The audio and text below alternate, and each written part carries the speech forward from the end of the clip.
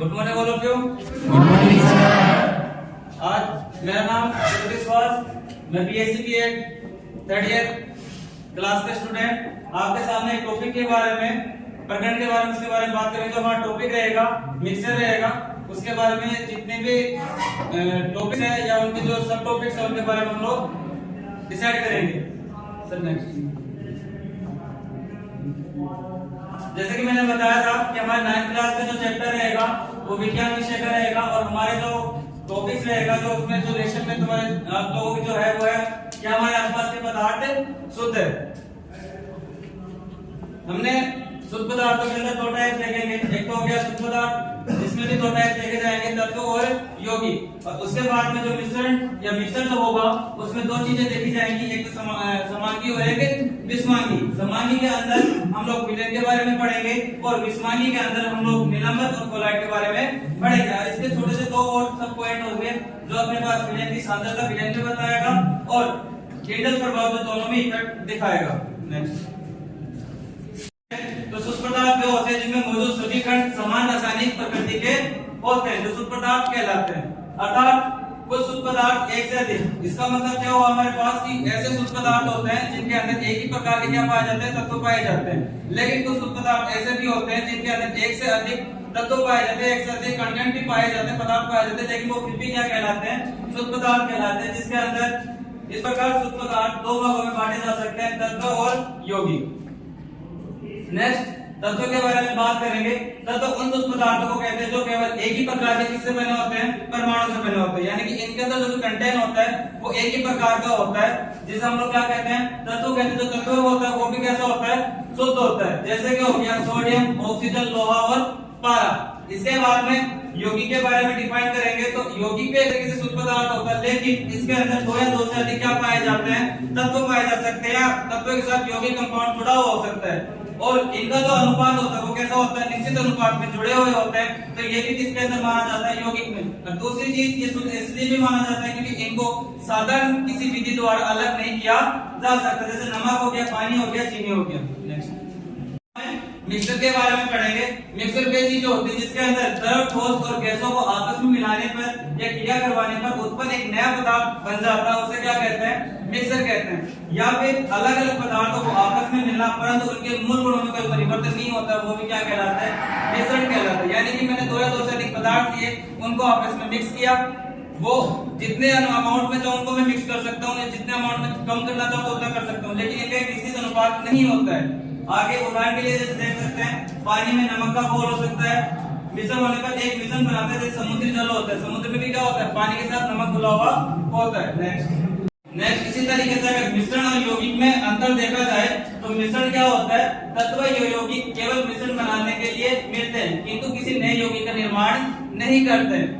उसी तरीके से अगर यौगिक में देखा जाए तो तत्व क्रिया करके एक नई यौगिक का क्या करते हैं, निर्माण करते हैं। उसके बाद में सेकंड अगर डिफरेंस देखा जाए तो मिश्रण का संगठन परिवर्तनशील होता है। जैसा भी मैंने बताया कि मिक्सर के अंदर अलग अलग कंटेंट अलग अलग वेट के रूप में मैं डाल सकता हूँ, उसके अंदर कोई निश्चित अमाउंट नहीं होता है, लेकिन जो यौगिक बनता है उनके जो संगठन होते हैं उनमें जो भी कंटेंट पाए जाएंगे वो एक स्थायी होते हैं, वो कभी चेंज नहीं होते। उसके बाद में थर्ड अगर देखा जाए तो मिश्रण में उपस्थित घटकों की गुणधर्म को दर्शाता है, लेकिन जो यौगिक बनेगा वो एक नए गुणधर्म के साथ ही क्या हो जाता है, तैयार हो जाता है।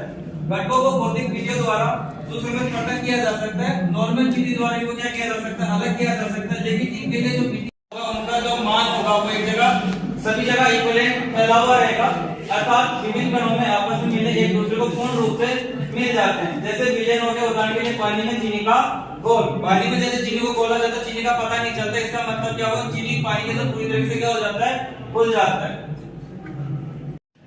विलयन, इसी समांगी में हम लोग विलयन के बारे में पढ़ेंगे। दो या दो से अधिक पदार्थ के अवयव का समांगी जो मिश्रण होता है वो क्या कहलाता है, विलयन कहलाता है। जैसे मैंने नींबू जल हो गया, सोडा जल हो गया आदि।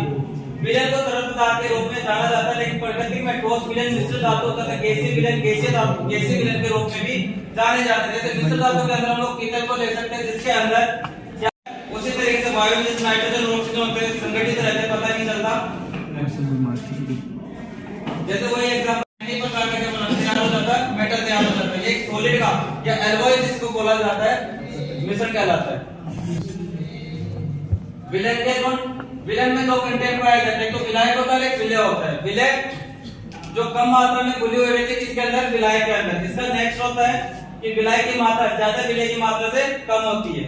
नेक्स्ट विलयन के जो कण होते हैं 1 नैनोमीटर से भी क्या होता है, छोटे होते हैं, इसलिए ये आंखों से देखे नहीं जाते।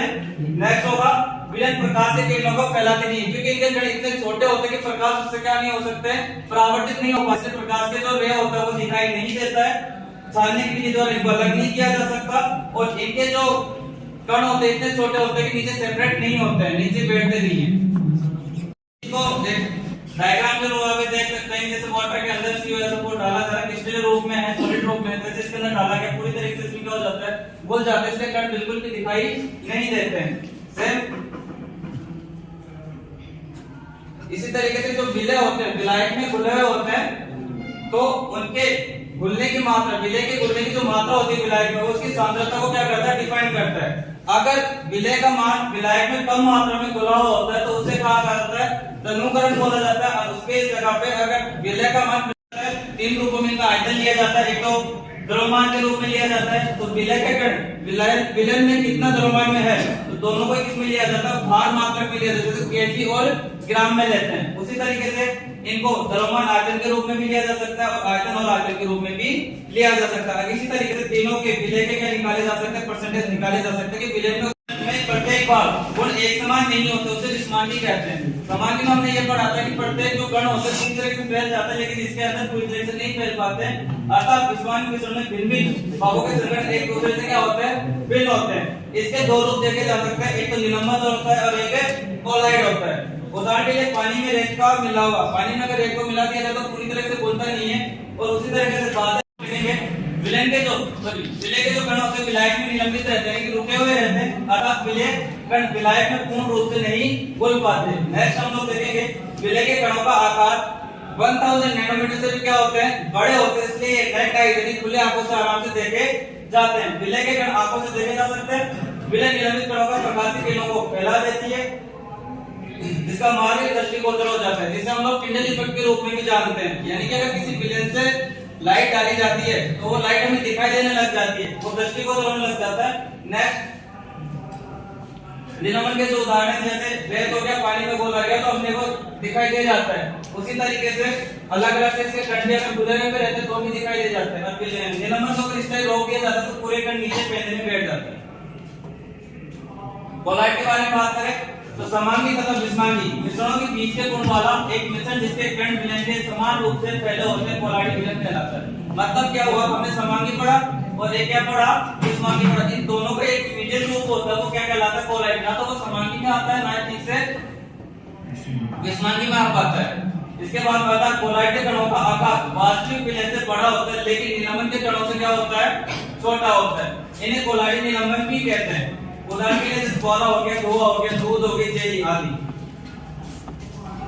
कोलाइड के जो गुण होंगे उसके बारे में देखेंगे कि कोलाइड मिश्रण में दो भागों की प्रेक्षेपित प्रावस्था, इसमें दो भाग पाए जाते हैं, जैसे हमने विलयन में पढ़ा था, विलय और विलायक। उसी तरीके से कोलाइड में दो भाग होते हैं, प्रेक्षेपित प्रावस्था और प्रेक्षेपण माध्यम से मिलकर बनता है, जिसमें प्रेक्षेपित प्रावस्था विलय का रूप होता है और प्रेक्षेपण माध्यम इसका रूप होता है, विलायक का रूप होता है। कोलाइड कणों का आकार विलय से बड़े और निलंबन से क्या होते हैं, छोटे। ये कण प्रत्यक्ष रूप से देखे नहीं जाते, परंतु सूक्ष्म दृष्टि से इनको क्या किया जा सकता है, देखे जा सकता है। ये कोलाइड कण प्रकाश की किरणों को फैला देते हैं, जिससे प्रकाश का मान दृष्टिगोचर हो जाता है। अर्थात क्या करते हैं, टिंडल इफेक्ट प्रभाव दिखाते हैं। इसके बाद में इन कणों का छानन विधि द्वारा यानी छान के अलग नहीं किया जा सकता, परंतु किसी अभिकेंद्रीय विधि द्वारा इनको क्या किया जा सकता है, अलग किया जा सकता है। जैसे छाछ में मक्खन को अलग करते हैं, अभिकेंद्रीय को लगा। कोलाइड के कुछ एग्जांपल होते हैं, एक तो प्रेक्षेपण माध्यम को ये चीजें होती है जो ठोस और द्रव गैस के रूप में हो सकते हैं। उसी तरीके से प्रेक्षेपित प्रावस्था में ठोस और गैस हो सकते हैं। ये दैनिक जीवन में देखे जाने वाले उदाहरण हैं।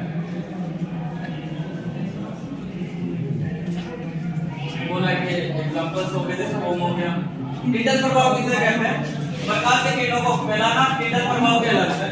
यानी कि टिंडल प्रभाव तभी इफेक्ट करेगा जैसे घरों में रोशनदान होता है, वहां से लाइट आने तो में छोटे छोटे सूर्य कण दिखाई देते हैं, वो भी एक तरीके से टिंडल इफेक्ट होता है।